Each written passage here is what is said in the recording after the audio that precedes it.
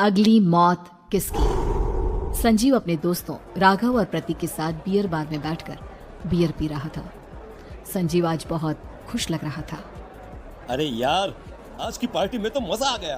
तुम दोनों दोस्तों के साथ तो मेरी जिंदगी इतनी अच्छी है कि क्या बताओ कितनी अच्छी है। अरे भाई, अब दोस्ती की है तो जीना मरना सब साथ में। हाँ अरे अरे यार सुनो, जल्दी से एक बियर और ऑर्डर करते हैं ना, एक आखिरी, और उसके बाद ये जश्न यहीं खत्म हो जाएगा।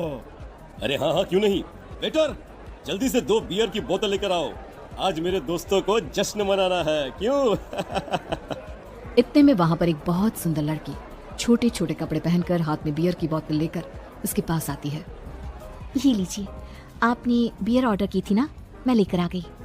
क्या बात है यार, इस बार की वेटर तो बड़ी सुंदर है। अब बियर लेकर आई हो तो अपने हाथों से ही पिला दो ना। हाँ हाँ, क्यों नहीं, जैसा आप बोलोगे मैं वैसा ही करूंगी। क्या बात है यार, अब तो लगता है रोज यहीं आना पड़ेगा। उसके बाद वो लड़की उन तीनों को बियर सर्व कर देती है। पार्टी करने के बाद वो तीनों अपने अपने घर जाते हैं। प्रतीक, संजीव और राघव को उनके घर छोड़कर जैसे ही अकेला अपनी कार में आकर बैठता है तो अचानक उसे एहसास होता है जैसे उसकी कार की पीछे वाली सीट पर कोई बैठा हुआ है। वो तुरंत पीछे मुड़कर देखता है। तुम यहाँ क्या कर रही हो? और तुम मेरी कार में कब आई? अरे तुम तो बार में वेटर थी ना। बस ऐसे ही मेरा दिल कर रहा था आपके साथ आपके घर चलने का, इसलिए मैं आपके साथ चली आई। अरे लेकिन तुम मेरी कार में आई कब?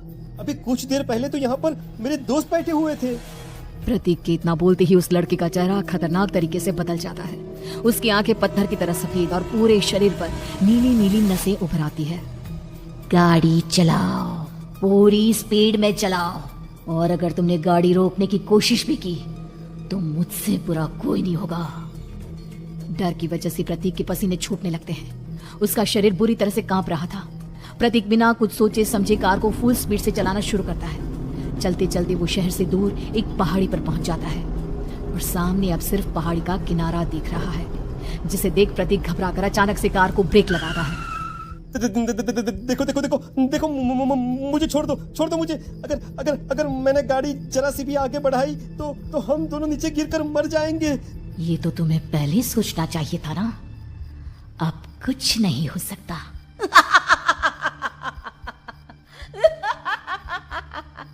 छोड़ दो मुझे। नहीं प्लीज मुझे छोड़ दो। प्लीज मुझे जाने दो। छोड़ दो मुझे। गाड़ी आगे बढ़ाओ। और तभी अचानक से बिना प्रतीक के स्टार्ट किए उनकी कार आगे बढ़ती है और गहरी खाई में गिर जाती है। उसके चीखने की आवाज एक चारों तरफ सुनाई देती है।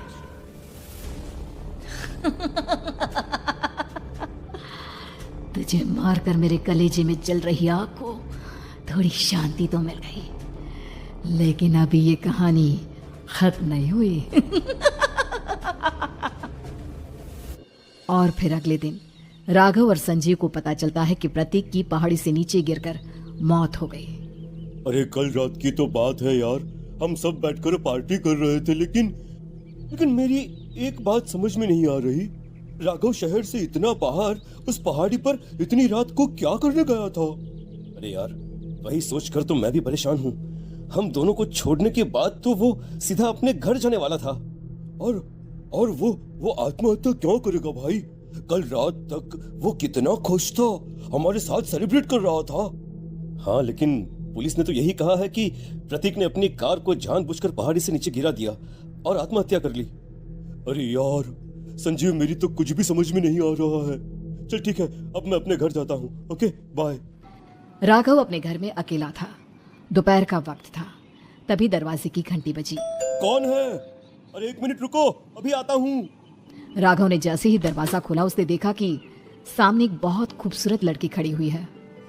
कौन है आप और यहाँ किससे मिलने आई हैं? देखिए ना, बाहर बारिश शुरू हो गई थी, मेरी गाड़ी खराब हो गई है।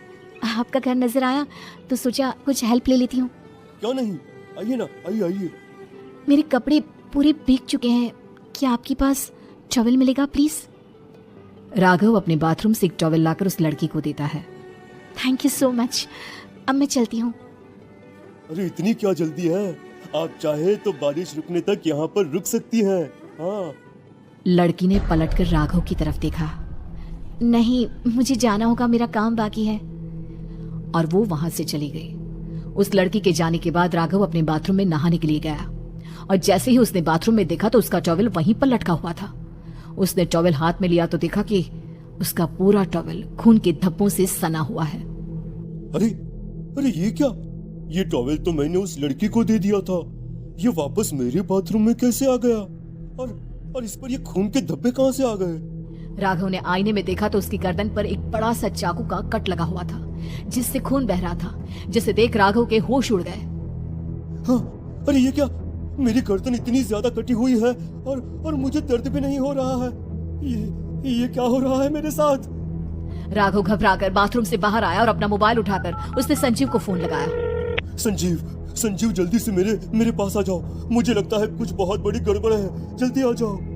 उधर से आवाज आई, लेकिन वो आवाज संजीव की नहीं बल्कि एक लड़की की थी। कुछ अजीब नहीं हुआ है, बस तुम्हारी मौत तुमसे मिलने आई थी और तुम्हें मार कर चली गई। अब तुम इस दुनिया का हिस्सा नहीं हो राघव, इसलिए तुम्हें अपनी गर्दन के कटने का दर्द भी महसूस नहीं हो रहा। नहीं, ऐसा नहीं हो सकता। कौन हो तुम? तुम्हारी मौत। अब संजीव के पास खबर पहुंचती है कि राघव ने अपने ही घर में चाकू से गर्दन काटकर आत्महत्या कर ली। ये सुनने के बाद संजीव के होश उड़ गए। वो पसीने से तरबतर हो गया और एक अनजाना डर अब उसके दिल को सताने लगा। संजीव के साथ ही उसका एक छोटा भाई राजीव भी रहा करता था। अपने भाई को इस तरह परेशान देखकर राजीव उसके पास आया। अरे भैया, क्या हुआ भैया? आप इतने घबराए हुए क्यों लग रहे हैं? प्रतीक और राघव की मौत, मेरा मतलब मेरी कुछ समझ में नहीं आ रहा भाई। अचानक से मेरे दोनों दोस्तों ने आत्महत्या क्यों कर ली? अरे वो तो मेरी भी समझ में नहीं आ रहा है भैया। हाँ, हो सकता है कि कोई परेशानी होगी और इसीलिए उन्होंने ऐसा किया होगा। हाँ, लेकिन दोनों की जिंदगी में एक साथ परेशानी और दोनों का इतनी खतरनाक तरीके से आत्महत्या करना, कहीं ऐसा तो नहीं मैं भी मर जाऊंगा? अरे आप ऐसी बातें क्यों कर रहे हैं भैया? वैसे ही मैं इतना परेशान हूँ। जब से अंजलि ने मेरा साथ छोड़ा है तब से सब कुछ बहुत अजीब सा हो गया है।